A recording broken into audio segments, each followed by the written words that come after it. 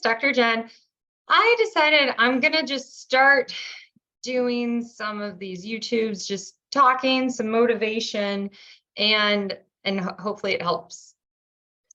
I have really just noticed the strain on mothers lately, the strain on wives, the strain on women in their late 20s to their late 40s. There's so much hustle, stress, cortisol. And during all of this, we're also having major hormonal changes as we approach and possibly even go through menopause. So it's this perimenopause space where our hormones maybe are not regulated and it's just causing ruckus. So what does this look like? This could look like blood sugar imbalance. So cortisol is going to disrupt our blood sugar and send us on a roller coaster. So this could mean mood swings. This could mean weight gain. This could mean excessive hunger, a lot of different things. And it's kind of like you're chasing your tail, because the more unstable your blood sugar, the more stressed you're going to be. But if you're stressed, that's going to lead to unstable blood sugar.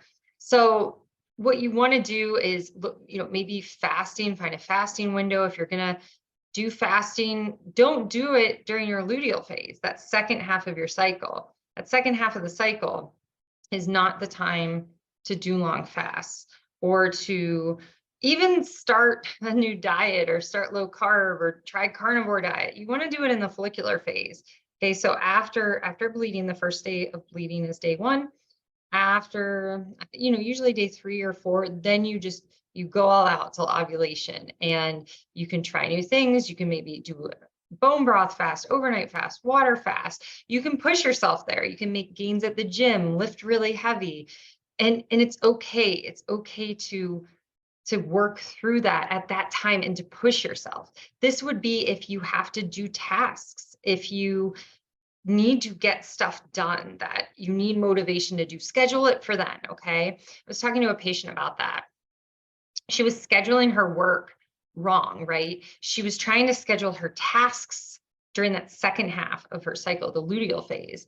And then she was doing the more creative stuff during her follicular phase. I'm like, you need to switch those and you're not going to feel as stressed, right? Because if we work with our body, our cycle, we're going to be more in tune with our hormones. So then things are going to flow easier. Okay.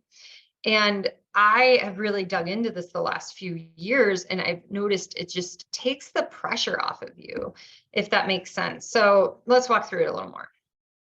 So you have your cycle, start of bleeding. Okay. That starts follicular phase. That's the menses. And those first few days, you're just like, you might be chilling a little bit, maybe not hitting hard workouts or, being as motivated. But then day 3 or 4, then we start to, sometimes 4 or 5 for some people, then you really start to rise up and it's like, go get them, right? So that is the time that you want to hit those deadlines. You want to make gains in the gym. You're going to be more resistant to stress at this time. So if you need to have hard conversations at work, with your spouse, with your kids, okay? Don't try to have a conversation with your teenage daughter if she's in her luteal phase. Try to find out her cycle. This goes to men listening to, and actually men should be listening to this almost just as much as women. So have those hard conversations then, okay? You don't want to have them later, okay? So work deadlines, meetings, if you need to, get something done you've been putting off, schedule it for then, okay? So that is day about 3 or 4 to ovulation, which is day about 14, 15. Ovulation day 14, 15, you're just going to feel like your skin is glowing. You feel pretty. You look good. You have amazing energy. This is because you're ovulating. And this is when, when you have intercourse, this is when fertilization happens. So this is nature. This is how we were created by God to have ovulation. We want to have intercourse with our spouse. We feel pretty, we're glowing. This would be the day if you were going to star in a movie, be on TV, do interviews for podcasts or whatever. This is the day that you would want to do it these days. So that is ovulation. And I also feel ovulation for me. I just feel like I'm go-getting, can hit goals and do really well with that. So then we move into luteal phase. Okay. So when this is my cats, when we're at ovulation, so we're getting the peak of our estrogen there. Okay. So then luteal phase, we're gonna be more progesterone dominant. Okay. And then we have our estrogen starting to slowly go down, our progesterone peaks and then goes down again. So luteal phase is when we're going to crave more carbs. So when you are craving those carbs, have them be complex carbs, have them be vegetables, have them be healthy carbs. Okay. This is a harder time to fast. Okay. And we don't really want to push our body as much here. You're not going to see yourself, making huge gains at the gym, and that's okay. So you have to know, like, oh, I'm in luteal phase. Like, I'm still going to go to the gym. It's still very good for me. But if I'm not pushing myself as hard, like, I know why, and that's okay. This is also the time that you will be a little bit more sensitive to things, and that's okay too. And you are aware of it. And you might not want to be super social and going to all the get-togethers and the parties, and you still can, but just be aware that you might just be more introverted at this time. So then the couple days right before your period, that is when you really need to nurture your body. Okay. So that's about day 25 to 28, which I'm in right now. And I woke up, I usually fast till lunch. I woke up and I was hungry, and I'm like, I'm going to nurture my body and eat. And I had quail eggs and Kerrygold cheese. And then I had Healthology by Dr. Jen, a chai latte with the protein. So then, and I feel great and my energy is great, right? So you need to listen to your body. You need to listen to your body with the flow, okay? And pushing through for women, it's not always good. And I know we have to push through as a working mom with 4 children, runs her own business, and is trying to help teach people and change lives. I feel it. I feel the pressure. I feel the stress sometimes. What do? I do my 4-7-8 breath work or box breathing. I pray. I have been digging into memorizing Bible verses. And I tell you, last week, my husband was out of town. He was on an international trip. I had been just dealing, with work, shuffling the kids around, deadlines for my summit. And I just broke down and cried. And I remembered 2 Timothy 1:7, which are my kids and I, it's on the bathroom upstairs. And it really just helped calm me down. For God gave us a spirit, not of fear, but of power, love, and self-control. 2 Timothy 1:7. So that really has been helping me, because it gives me peace, and it makes me know that I'm not alone. Because I feel like in motherhood, we do feel alone sometimes. And I know for me, I'm at baseball games in the spring every night. And even if I wasn't, I wouldn't be going to the bars to drink or, doing those kind of activities. I'm more focused on my family and helping people through my career right now. And that's okay. But I feel that with women right now. I spoke with a woman, she drives an hour north, multiple times a week to take her kid to soccer. And because it's the team that he wants to be on, and that's important for their family. And there's a lot of that going around. I mean, I don't think I've found many women in my office that are in that stage of their life, that family and career stage, that aren't in stress mode, So we really have to bring that back and just recognize that stress.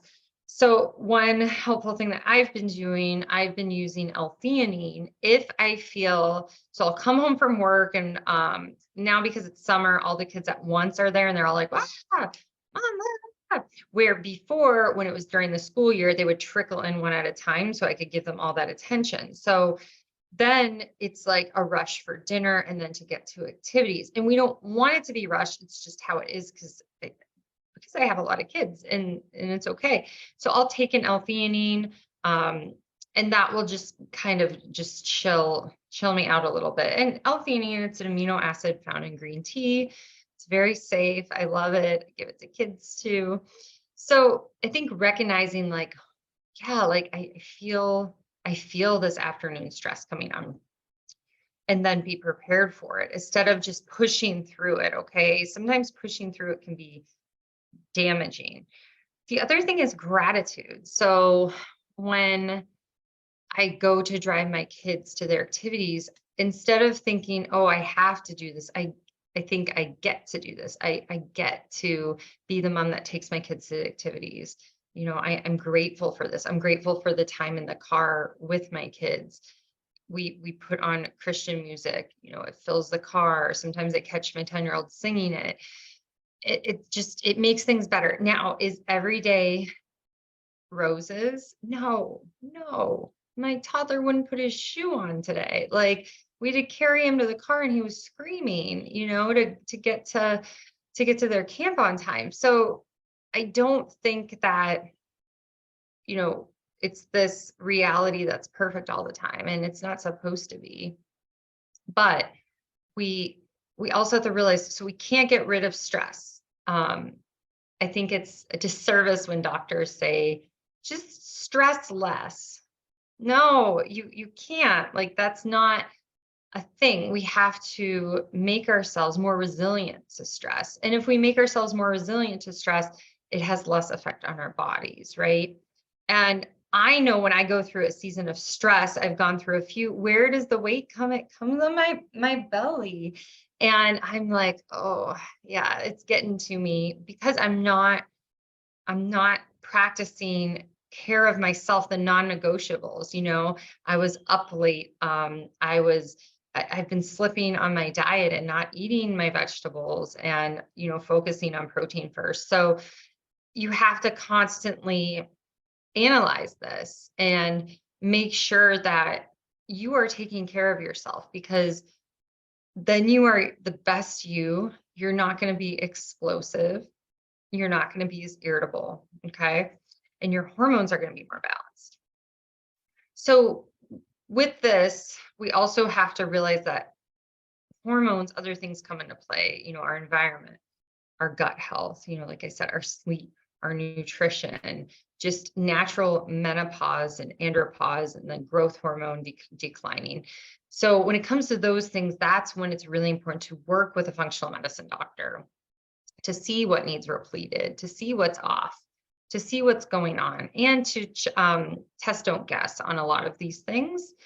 And hormones can make a big difference. Supplements have been life-changing, diet, changing the gut health. I mean, all of these things, I have seen miraculous improvements in PMS, improvements in perimenopause and menopause for patients, and also just things like blood sugar, that abdominal fat, and just in weight changes too. So you can heal. I will say that your body wants to be at homeostasis.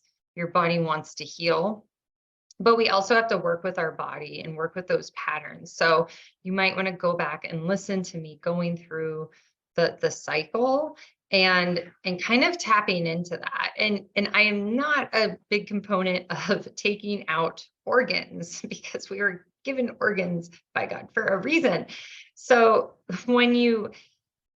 and I have found this again and again with women, you take out their uterus, a hysterectomy, full or partial, for heavy bleeding. It doesn't fix the problem. It doesn't fix what's happening to estrogen in the body, that you're not detoxing estrogen properly. And it's just going to come up in a different way. So, we always want to look through this a different way. So when we look at estrogen detox, first of all, we want to make sure our liver is functioning well. So I really like, for this, I3C DIM could be helpful. I just like liver aid that has good herbs in it, like milk thistle, dandelion root, and artichoke root. Also, we want to make sure our gut is eliminating the estrogens and not reconjugating them and putting them back in. So estrogen metabolism, liver is important, and gut is important, and also certain SNPs or simple genetic enzymes like COMT. So if you have SNPs in them, sometimes that can slow things down. So what do? You support the other pathways. So sometimes also xenoestrogens can play a role, and that can cause like an estrogen dominance. When we talk about estrogen dominance, that's we're not detoxing the bad estrogens out, and that is causing a relatively high estrogen towards progesterone. Even if your progesterone is normal, you could still have estrogen dominance. But we are seeing lower and lower progesterone levels in women. And a lot of this could be the estrogen dominance. It could also be due to cortisol and stress and that adrenal axis. And then when we talk about adrenal axis, that plays a role in the thyroid too.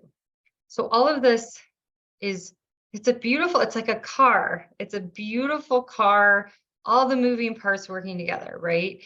When we go to a mechanic, they have to look at the whole car to see what's going on. They don't always know exactly one area that is wrong. They need to do a whole evaluation of the car.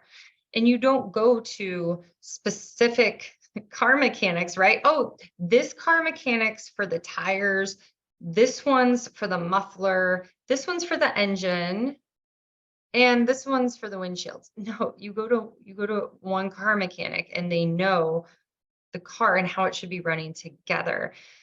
Unfortunately, with conventional medicine, what do? We go to all these different specialists, which is helpful with specific cases. But the problem is that we don't have that one person anymore looking at the whole person and the whole body. And that's kind of what integrative medicine and functional medicine does, is we take in all the parts, okay, mind, body, all of it. And if you don't look at the whole forest, you're missing so much. And what happens? Patients don't get better. So that is a very important part. So I just wanted to go through all of that. It's been something that's been on my mind, and I know a lot of women are suffering because I talk to them about it every day. So I hope you enjoyed. If this was helpful, please share this with your friends, with your husband too, so they understand your cycle a little bit better. And then if you have any other ideas for guests, for topics, please let me know. And I have so much fun just sharing and interviewing people that I never would have thought of unless it's suggested. So thank you so much for your support.